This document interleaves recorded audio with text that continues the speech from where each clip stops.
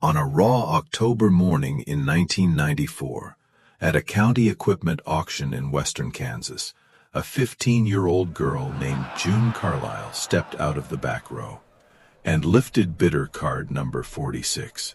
The men around her turned before the auctioneer even repeated her bid.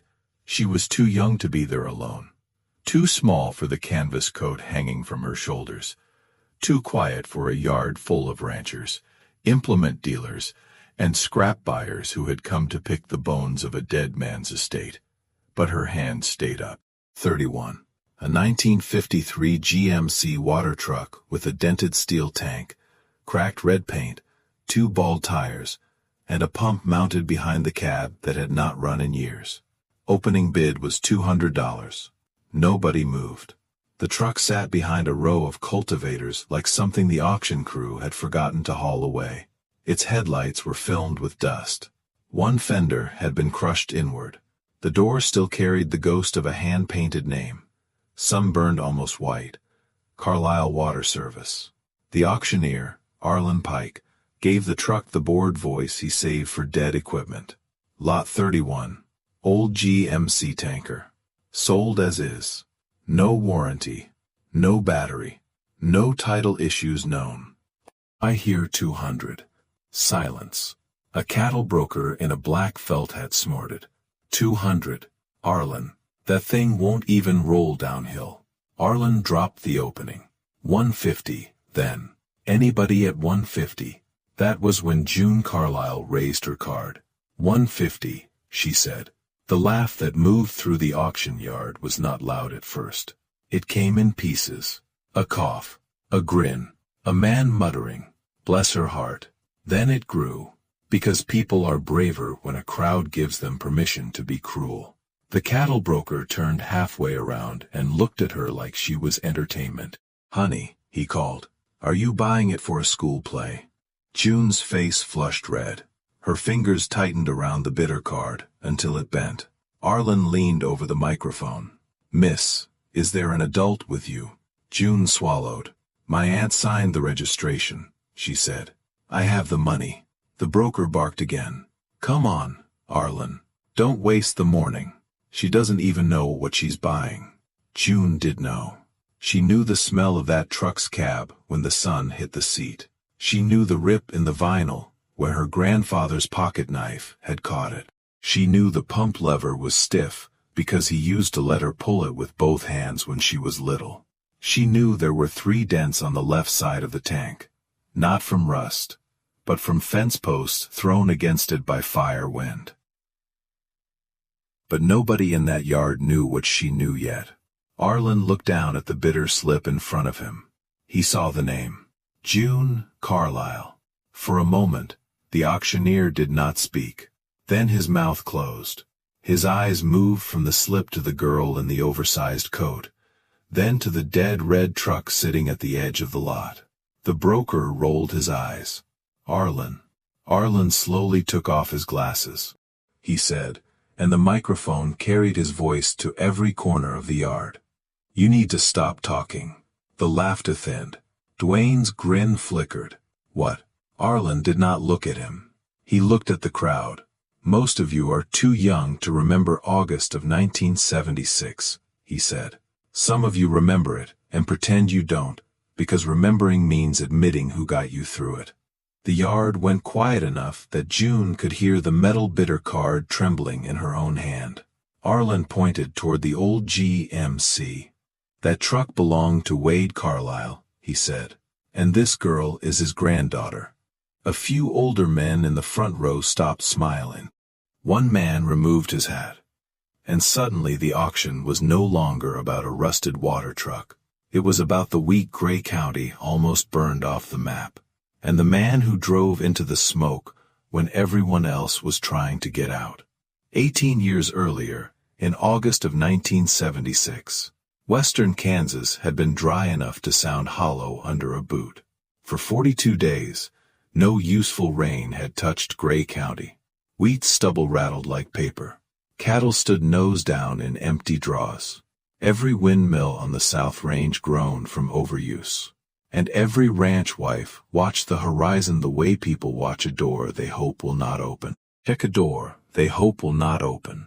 Then, on the afternoon of August 19th, lightning struck a cedar windbreak near Rattlesnake Draw. By sunset, the fire had crossed 12 miles. By midnight, it had crossed 20. It moved with a south wind that slammed against barns and peeled smoke across the county roads so thick that men drove by memory. Volunteer pumpers ran empty. 2 county trucks got trapped behind a burned bridge. Farm ponds were mud. The hydrants in town did nothing for ranches scattered 20 miles apart. The fire was not dramatic in the way people imagine it later. It was not one wall of flame marching like a movie. It came in fingers, it jumped roads. It hid in plum thickets, then exploded behind people who thought they had already escaped it. By the second morning, 30 ranches were in its path. Not just land, calving sheds, haystacks, windmills, corrals. The little one-room school outside Holcomb Ridge. A church with a basement where families had taken shelter because there was nowhere else to go. Wade Carlisle was 49 years old then. He owned 180 acres, 12 Herefords, an old hay rake, and a 1953 GMC water truck that he had bought from an oil field outfit for less than the cost of a saddle. It was ugly even then. The tank was patched, the engine knocked on cold mornings. The pump system was not factory-built. Wade had made it himself out of irrigation parts, salvage pipe, and a belt assembly most mechanics said would shake itself apart. But it could do one thing better than any newer truck in the county. It could pull water from a shallow spring, fill its own tank, and spray a low, wide sheet along the ground without needing a hydrant, a crew, or a paved road. On the morning of August 20th, while the sheriff was telling families to evacuate north, Wade Carlisle backed that red GMC to a limestone spring on his lower pasture and filled the tank. His wife, Leela, stood beside the fence with a wet dish towel tied over her mouth. "Wade," she said, "you can't fight the whole county." He climbed into the cab. "No," he told her, "but I can wet the places it has to cross." For the next 4 days, Wade Carlisle drove in circles around the fire. He watered fence lines before flame reached them. He soaked haystacks while sparks fell on his shoulders. He drove through smoke so thick that he tied a feed sack to the hood ornament and followed it like a compass. He filled from the limestone spring, ran the truck empty, filled again, and ran it empty again. When the pump belt snapped, he cut a strip from an old bailer belt and kept going. The passenger window cracked from heat. He knocked the glass out with a wrench. And when his own pasture caught fire, he left it burning because the Holcomb Ridge schoolhouse had children in the basement. That decision cost him 40 acres and his winter hay. It saved 11 children. By the time the wind died on August 23rd, Wade had helped stop the fire at 28 ranches, 1 schoolhouse, 1 church, and the grain elevator on the east edge of town. Men tried to pay him. He refused every envelope. The county paper tried to put his picture on the front page. He refused that too. He said any man with a truck would have done it. But that was not true. Several men had trucks. Some had better trucks. Some had newer pumps. Some had bigger tanks. Wade Carlisle was the one who drove into the smoke until his eyebrows singed and his hands blistered through his gloves. Arlen Pike remembered because his family had been in that church basement. He had been 34 years old, a young rancher with 2 little boys, a pregnant wife, and a house that sat directly in the path of the fire. Third night, he had stood on County Road 14, unable to see 10 feet ahead of him, listening to his wife cough in the pickup behind him and thinking he was about to lose everything he had spent his life building. Then, a red shape came through the smoke. The GMC coughed, rolled past him, and began spraying the roadside ditch. Wade leaned out of the cab. "Get your family north, Arlen. I'll hold this corner as long as I can." Arlen had tried to answer. He could not. He drove his wife and boys north. By morning, his house still stood. So did the church. So did half the county that should have burned. That was the truck June Carlisle had come to buy. Not because it was worth money. Because it was the last piece of her grandfather that the bank had not already sold. June had been 3 years old when her parents died at a railroad crossing east of Dodge City. She remembered none of it. Only the stories people told in careful voices. Wade and Lila Carlisle raised her from then on. Lila taught her how to braid her hair tight enough that prairie wind could not undo it. Wade taught her how to check oil, how to listen for rain in a wind shift, and how to sit still beside a machine until the machine told you what was wrong. The red GMC was part of her childhood. It sat in the machine shed behind the house. Wade did not use it much after the fire, but he kept it full of fuel, kept the pump greased, and started it every August 19th. June used to ask him why. He would put one hand on the steering wheel and say, "Because sometimes help has to sound familiar when it comes." Lila died of a stroke in 1989. Wade became quieter after that. He still raised June, packed her lunch, still took her with him to check cattle, still started the red truck every August. Then, in January of 1993, Wade Carlisle collapsed beside the feed bin and died before the ambulance reached the house. June was 14. There was no adult heir to take over the farm loan. There were medical bills, tax bills, drought year notes, and one operating line Wade had taken out to keep the cattle through the winter. The bank did what banks do. The land went into foreclosure. The house was emptied. The cattle were sold. The machinery was tagged with lot numbers. June went to live with her mother's sister Ruth in a rented house in Garden City. Ruth was not cruel. Tired. She worked at a clinic, counted every dollar twice, and had never wanted children because life had already demanded enough from her. June learned to be quiet in that house. She slept in a narrow room with beige walls and a window that faced an alley. At night, she could hear delivery trucks backing up behind the grocery store. She missed coyotes. She missed the pump house. She missed the sound of wind, with nothing to strike except grass. In February of 1994, she saw the foreclosure notice folded inside the county paper on Ruth's kitchen table. Carlisle Estate Auction. October 8th. Gray County Fairgrounds. Livestock equipment, tools, tractors, water truck. June cut the notice out and hid it inside the cover of her biology book. Then she started saving. She babysat for a nurse on Ruth's shift. She washed dishes at a church supper every Wednesday. She cleaned kennels at the animal clinic on Saturdays.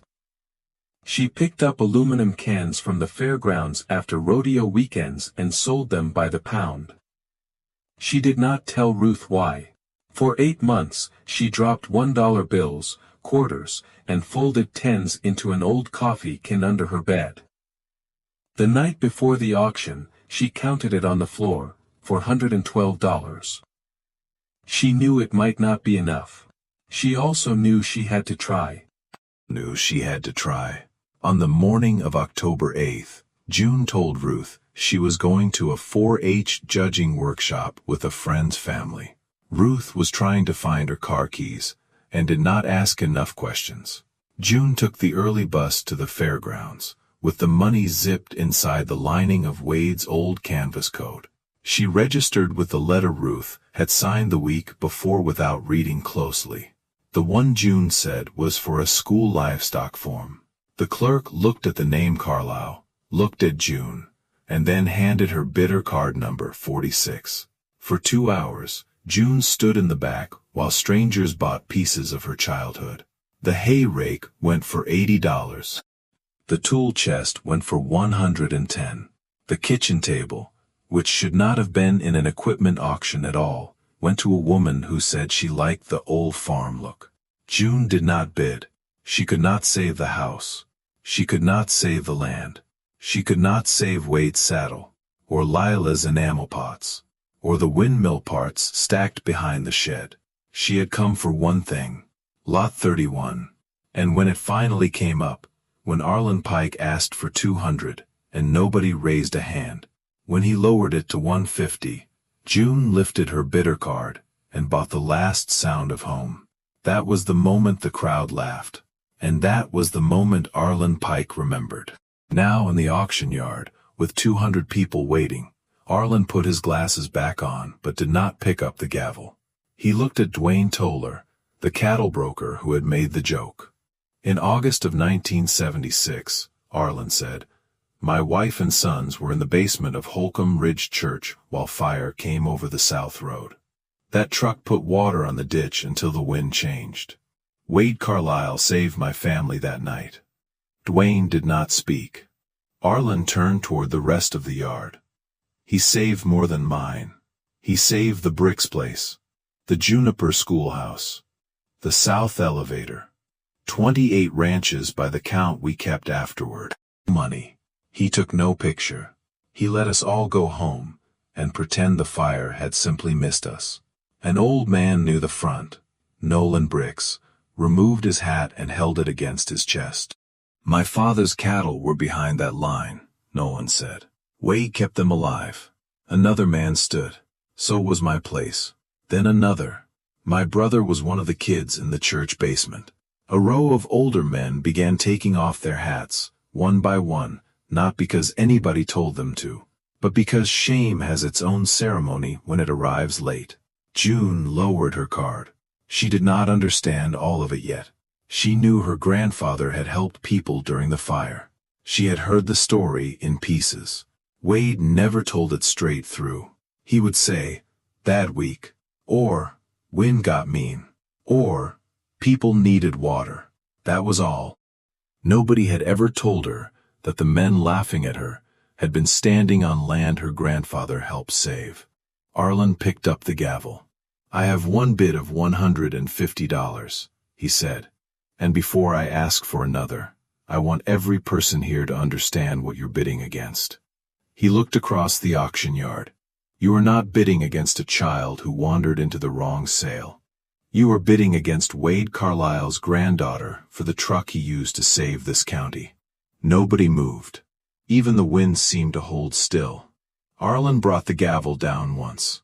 "Sold," he said, "unto June Carlisle for $150.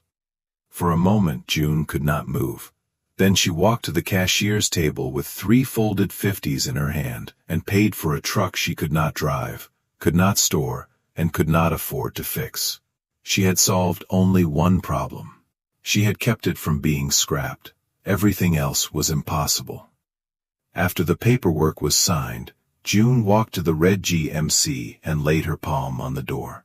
The metal was cold. Nolan Bricks came over first. He was in his late 60s, narrow-shouldered, with hands shaped by a lifetime of wire and rope. "Miss Carlisle," he said, "where do you want us to haul it?" June looked at him, for being laughed at, questioned, maybe even refused. She had not prepared herself for help. "I don't have anywhere," she said. "My aunt lives in town. I couldn't let it go." Nolan nodded like that was a complete plan. "All right," he said. "Then it can sit in my east shed until you do." June blinked. "I can't pay rent. I didn't ask for rent."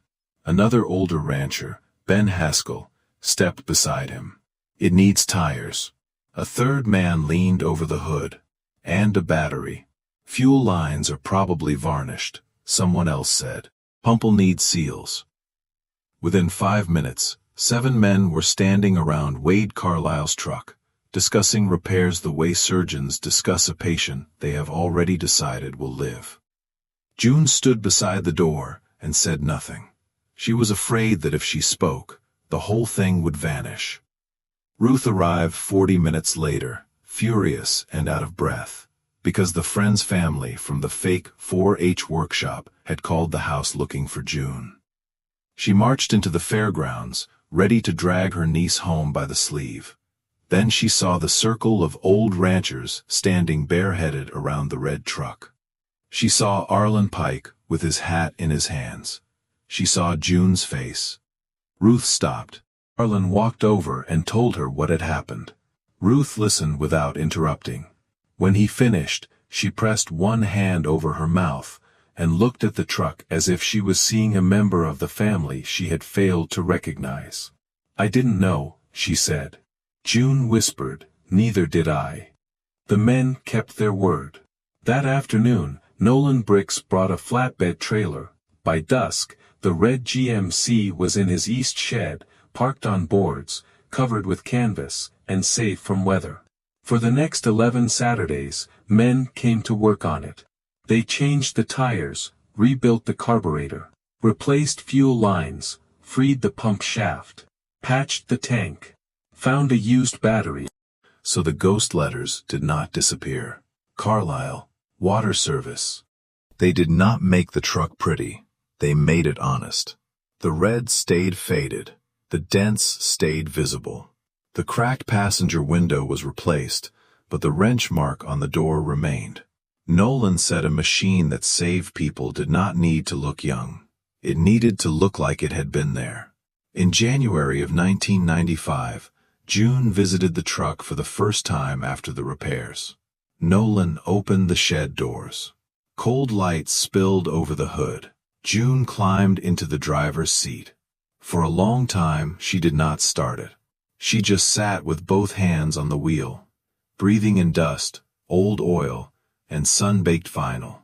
Then Nolan reached through the window and turned the key. The engine coughed once, twice. Then it caught. The sound filled the shed. June bent forward until her forehead touched the steering wheel, and she cried so hard her shoulders shook. Nolan walked outside and left the door open so she would not feel watched. She came back that spring, and that summer, and the August after that. Every year, on August 19th, Nolan let her start the truck. At first it was grief. Then it became memory. Then, slowly, it became a question. The truck was not the only thing that could be brought back. June graduated high school in 1997 and went to Kansas State on scholarships, loans, and 3 jobs. She studied range management because she did not want to spend her life talking about land as if it were numbers on a bank form. Land was grass, water, fire breaks, wind, fence corners. The difference between a pasture that recovers and a pasture that dies. Every summer, she returned to Gray County and worked for the extension office. She learned which ranches were still family-run, which had sold out, which old men from the auctions still had sons running cattle, which families had been part of the 1976 fire line. Started building a list. By 2001, the Carlisle home place had changed hands twice and belonged to an absentee investment company in Wichita.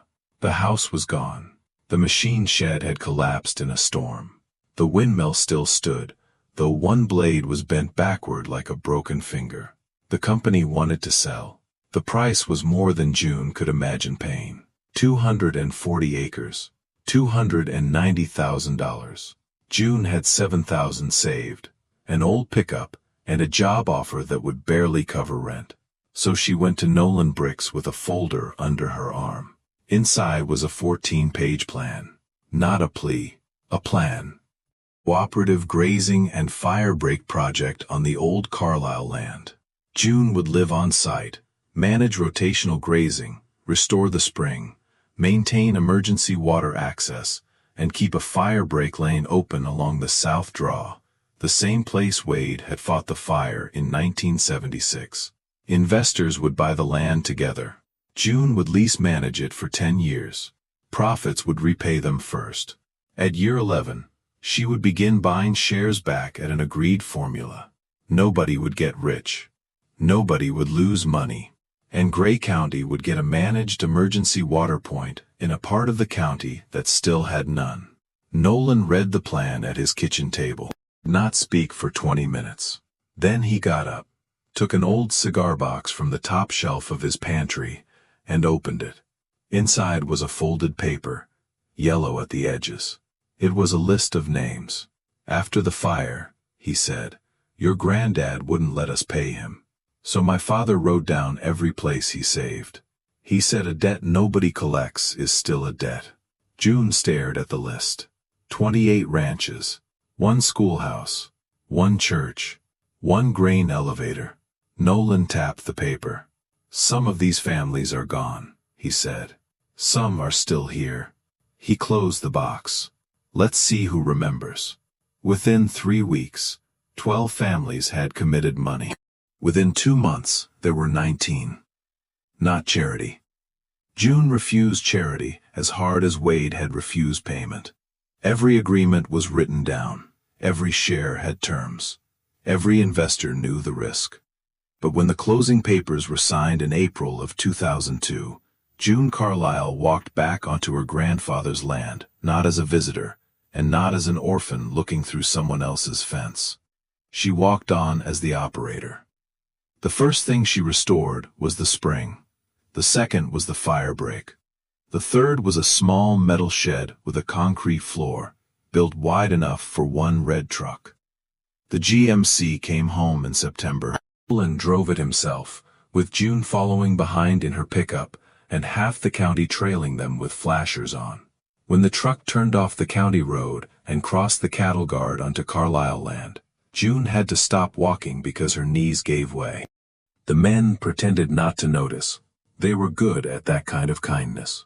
Years passed. June worked the land hard and carefully.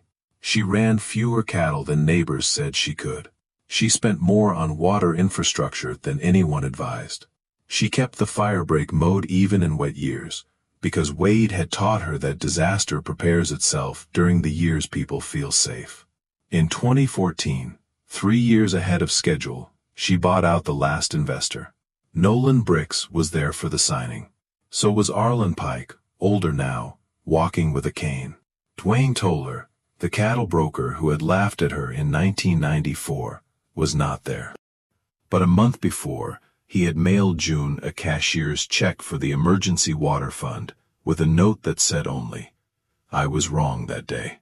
June framed the note, not because she needed the apology, but because proof matters.